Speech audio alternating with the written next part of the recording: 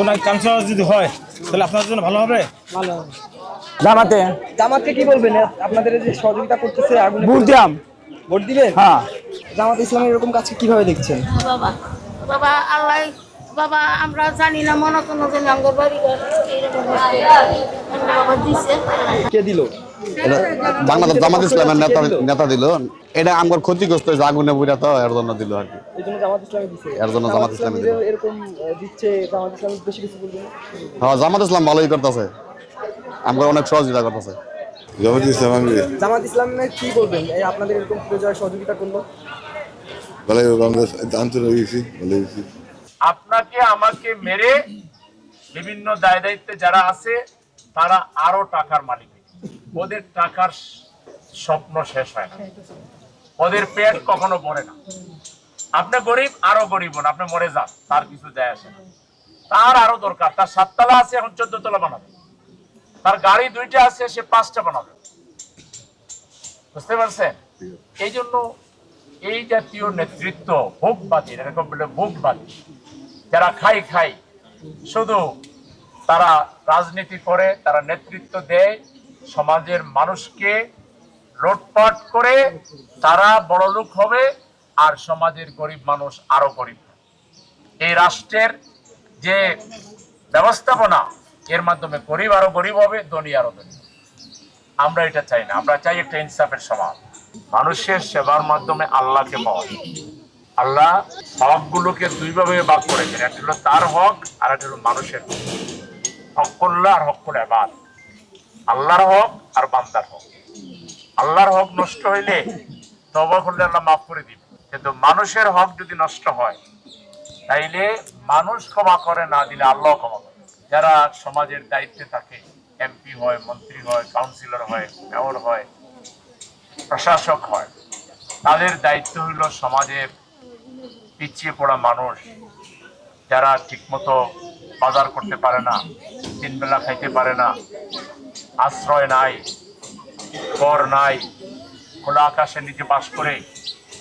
রাষ্ট্রের দায়িত্ব হলো যারা পিছনে পড়া নাগরিক তাদেরকে সামনে নিয়ে যাওয়ার জন্য ব্যবস্থা। রাষ্ট্রের হাত অনেক বড়, রাষ্ট্রের সমাজ কল্যাণ মন্ত্রণালয় আছে, বিভিন্ন সামাজিক ফান্ড আছে রাষ্ট্রের কাছে।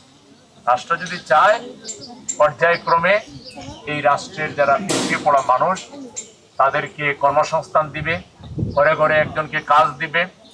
সরকারের পক্ষে এটা কোনো ব্যাপার না, কিন্তু আমাদের এখানে চাকরির ব্যবস্থা থাকে আপনার 500 জনের। এই 500 জনের চাকরিও আপনার কাছ থেকে টাকা নেওয়া ছাড়া দিবেন। আপনি টাকা দিবেন কোথেকে? আপনার টাকা থাকলে কি আর আপনি তার কাছে যান? মানে প্রত্যেকটা জায়গায় বাণিজ্য। আপনাকে আমাকে মেরে বিভিন্ন দায় দায়িত্বে যারা আছে তারা আরো টাকার মালিক। ওদের টাকার স্বপ্ন শেষ হয় না, ওদের পেট কখনো ভরে না। আপনি গরিব, আরো গরিব হন, আপনি মরে যান, তার কিছু যায় আসে না। তার আরো দরকার, তার 7 তলা আছে, এখন 14 তলা বানাবে। তার গাড়ি 2টা আছে, সে 5টা বানাবে। বুঝতে পারছেন? এই জন্য এই জাতীয় নেতৃত্ব ভোগবাদী, এরকম বলে ভোগবাদী যারা খাই শুধু তারা রাজনীতি করে, তারা নেতৃত্ব দেয়, সমাজের মানুষকে লুটপাট করে তারা বড়লোক হবে আর সমাজের গরিব মানুষ আরো গরিব। এই রাষ্ট্রের যে ব্যবস্থাপনা, এর মাধ্যমে গরিব আরো গরিব হবে, ধনী আরো ধনী। আমরা এটা চাই না, আমরা চাই একটা ইনসাফের সমাজ। 7 তলায় যার টাকার অধিকার আছে, যে গাছতলায় তাকে তারও তো খাবার অধিকার আছে, তার সন্তানকে লেখাপড়া করার অধিকার আছে, ঠিক কিনা? এই পরিবারগুলোর চিকিৎসা পাওয়ার অধিকার আছে। এই অধিকার রাষ্ট্রকে দিতেই হবে। এই রাষ্ট্র প্রতিষ্ঠিত না হওয়া পর্যন্ত আমাদেরকে লড়াই আন্দোলন অব্যাহত রাখতে হবে। এই রাষ্ট্র দিতে পারবে, মানবিক রাষ্ট্র দিতে পারবে ইসলাম। ইসলামপন্থী যে রাজনৈতিক দল এদেশে এখন প্রধান বিরোধী দল হয়েছে, কোন দল? দলের নাম কি বলেন? বাংলাদেশ জামাত ইসলামী। এই দলের প্রধানের নাম কি? ডাক্তার শফিকুর রহমান। এই দল যদি বাংলাদেশের পাওয়ারে আসে তাইলে বাংলাদেশ ইনসাফের বাংলাদেশ হবে। বাংলাদেশ থেকে গরিবি দূর হবে, বাংলাদেশ থেকে চাঁদাবাজি দূর হবে, সন্ত্রাস বন্ধ হবে এবং ন্যায় বিচার প্রতিষ্ঠিত হবে।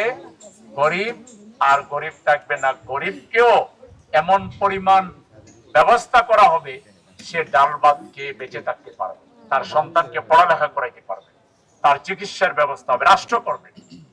আমরা রাষ্ট্রের ক্ষমতা যদি যেতে পারি, গরিব মানুষের জন্য চিকিৎসা ফ্রি করে, গরিব মানুষদের সন্তানদের লেখাপড়া ফ্রি করে দিব।